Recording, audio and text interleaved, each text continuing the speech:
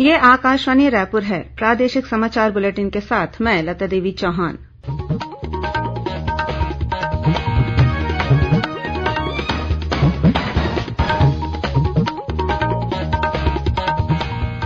और अब पेश है आज के मुख्य समाचार। प्रधानमंत्री ने मन की बात कार्यक्रम में कहा कि इस वर्ष स्वतंत्रता दिवस से पहले ही शहीदों के सम्मान में मेरी माटी मेरा देश अभियान शुरू किया जाएगा। भाजपा ने महासमुंद जिले के छुइया गांव में एक किसान द्वारा आत्महत्या किए जाने के मामले की न्यायिक जांच कराने की मांग की है। नई दिल्ली में आयोजित अखिल भारतीय शिक्षा समागम के दौरान एनआईटी रायपुर और भिलाई स्टील प्लांट के बीच संयुक्त सहयोग के लिए हुआ एमओयू और न्यायमूर्ति दीपक कुमार तिवारी कल छत्तीसगढ़ उच्च न्यायालय के स्थायी जज के रूप में शपथ लेंगे। अब समाचार विस्तार से।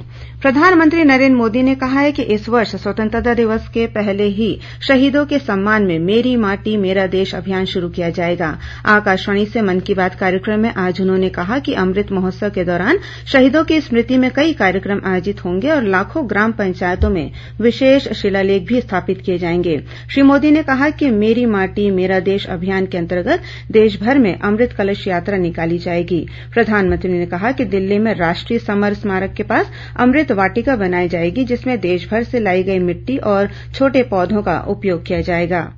ये अमृत वाटिका एक भारत श्रेष्ठ भारत का बहुत ही भव्य प्रतीक बनेगी। मैंने पिछले साल लाल किले से अगले 25 वर्षों के अमृतकाल के लिए पंच प्राण की बात की थी।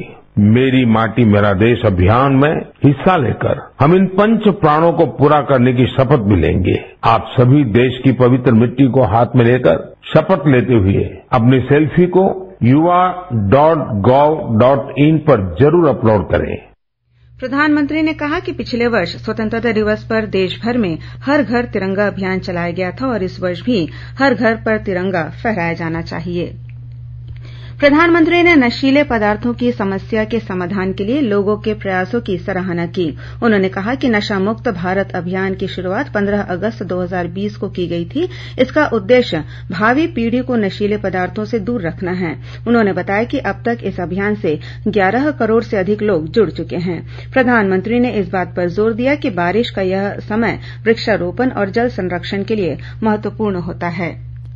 प्रधानमंत्री के मन की बात कार्यक्रम को प्रदेश में भी अनेक स्थानों पर सुना गया। इसी कड़ी में रायपुर जिले के मांढर में भाजपा के प्रदेश अध्यक्ष अरुण साव की मौजूदगी में समाज के विभिन्न वर्गों के लोगों ने मन की बात कार्यक्रम को सुना। इस मौके पर प्रधानमंत्री की बातों से प्रभावित होकर धरसींवा विधानसभा क्षेत्र के 500 से अधिक लोगों ने भारतीय जनता पार्टी में प्रवेश किया। कार्यक्रम में भाजपा कार्यकर्ताओं ने श्री साव का स्वागत भी किया। इस अवसर पर प्रदेश अध्यक्ष श्री साव ने बताया कि प्रधानमंत्री इस कार्यक्रम में केवल देश के विकास तथा उन्नति की बात करते हैं। इसमें युवा, किसान, मजदूर, महिलाओं के द्वारा किए जा रहे नवाचार कार्यक्रमों को जिक्र किया जाता है, जिससे असंख्य लोगों को देश के लिए कुछ करने की प्रेरणा मिलती है। इस अवसर पर सांसद सुनील सोनी के साथ पार्टी के कई अन्य वरिष्ठ नेता उपस्थित थे।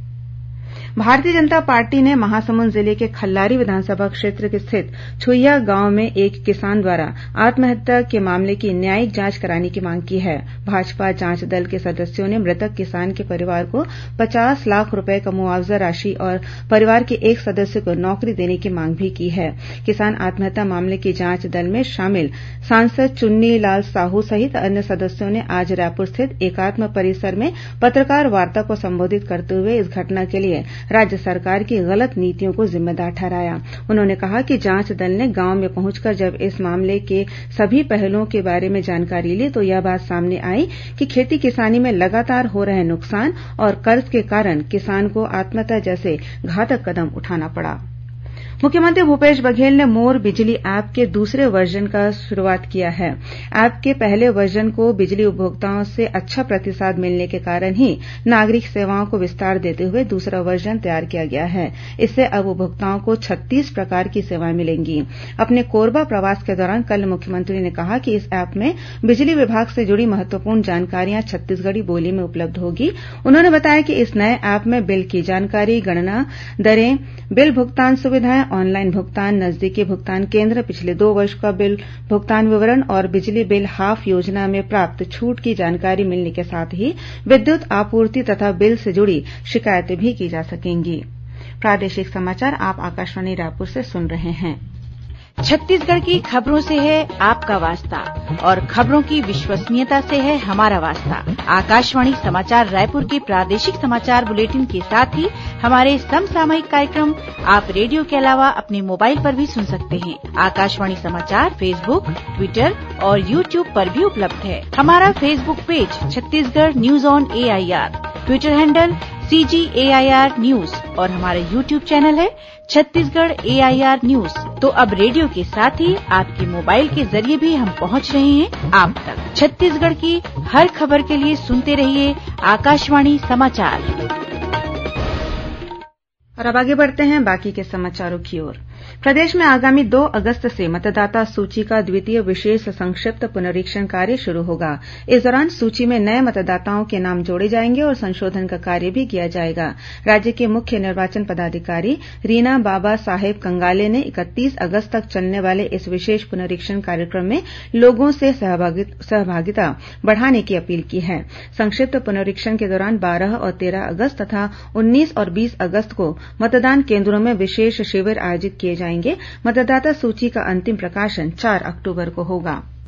राष्ट्रीय प्रौद्योगिकी संस्थान NIT रायपुर ने भिलाई स्टील प्लांट BSP के साथ एक समझौता ज्ञापन पर हस्ताक्षर कर संयुक्त सहयोग की शुरुआत की है। नई दिल्ली में आयोजित अखिल भारतीय शिक्षा समागम कार्यक्रम में यह MOU हुआ। इस कार्यक्रम का उद्घाटन प्रधानमंत्री नरेन्द्र मोदी ने कल 29 जुलाई को किया था। 2 दिवसीय यह कार्यक्रम राष्ट्रीय शिक्षा नीति 2020 की तीसरी वर्षगांठ के तहत साझा उत्सव के रूप में मनाया जा रहा है।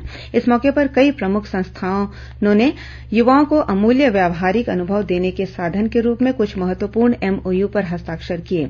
NIT रायपुर और BSP के बीच हुए समझौता ज्ञापन के दौरान NIT रायपुर के निदेशक डॉक्टर NV रमना राव, सेल के पर्सनल डायरेक्टर KK सिंह और BSP के एग्जीक्यूटिव डायरेक्टर पवन कुमार मौजूद थे।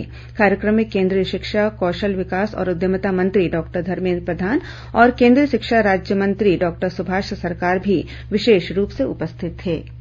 न्यायमूर्ति दीपक कुमार तिवारी कल छत्तीसगढ़ उच्च न्यायालय के स्थायी जज के रूप में शपथ लेंगे। उच्च न्यायालय के कोर्ट हॉल में आयोजित समारोह में छत्तीसगढ़ हाईकोर्ट के मुख्य न्यायाधीश रमेश सिन्हा न्यायमूर्ति श्री तिवारी को पद की शपथ दिलाएंगे। गौरतलब है कि न्यायमूर्ति श्री तिवारी की नियुक्ति वर्ष 2021 को छत्तीसगढ़ उच्च न्यायालय में अतिरिक्त न्यायाधीश के रूप में की गई थी। प्रदेश के आंगनबाड़ी केन्द्रों में बच्चों के पोषण स्तर की जांच के लिए 1 से 13 अगस्त तक वजन त्यौहार मनाया जाएगा। इस दौरान शहरी और ग्रामीण क्षेत्रों के आंगनबाड़ी केन्द्रों में पालक अपने बच्चों का वजन करा सकेंगे। महिला और बाल विकास विभाग ने सभी जिला कलेक्टरों और विभागीय अधिकारियों को यह सुनिश्चित करने को कहा है कि आंगनबाड़ी केन्द्र में दर्ज बच्चों के अलावा बाहर से आए बच्चों का भी वजन लिया जाए। वहीं घुमंतू बच्चों और निर्माणाधीन क्षेत्रों में रहने वाले श्रमिक परिवारों के बच्चों का वजन लेने के लिए चलित वाहन की व्यवस्था की जाएगी। इसके अलावा किशोरी बालिकाओं में अनीमिया के स्तर का आकलन भी किया जाएगा। वजन त्यौहार से प्राप्त आंकड़ों के आधार पर कुपोषण की दर में कमी लाने के लिए लक्ष्यों का निर्धारण कर जिला स्तर पर कार्ययोजना बनाई जाएगी।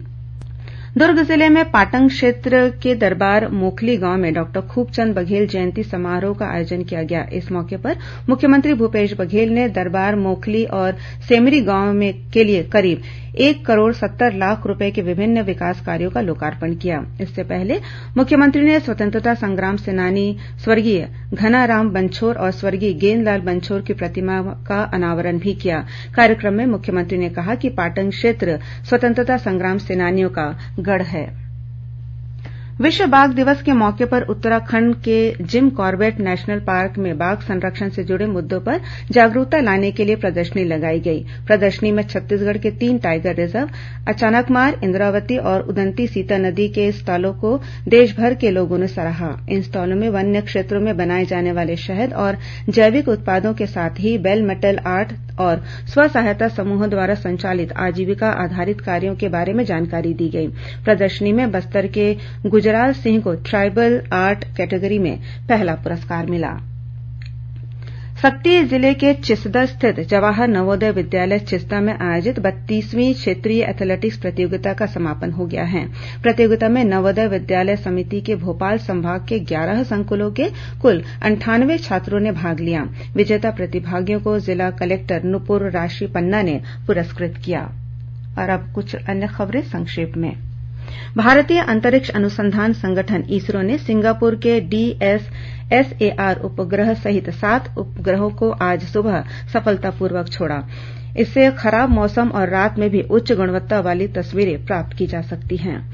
One nation one ration card योजना के तहत राष्ट्रीय खाद्य सुरक्षा अधिनियम के हितग्राहियों के लिए KYC की तिथि बढ़ाकर 31 अगस्त कर दी गई है और केंद्रीय महिला और बाल विकास मंत्रालय ने प्रधानमंत्री राष्ट्रीय बाल पुरस्कार के लिए आगामी 31 अगस्त तक ऑनलाइन आवेदन आमंत्रित किए हैं। अंत में मुख्य समाचार एक बार फिर। प्रधानमंत्री ने मन की बात कार्यक्रम में कहा कि इस वर्ष स्वतंत्रता दिवस से पहले ही शहीदों के सम्मान में मेरी माटी मेरा देश अभियान शुरू किया जाएगा।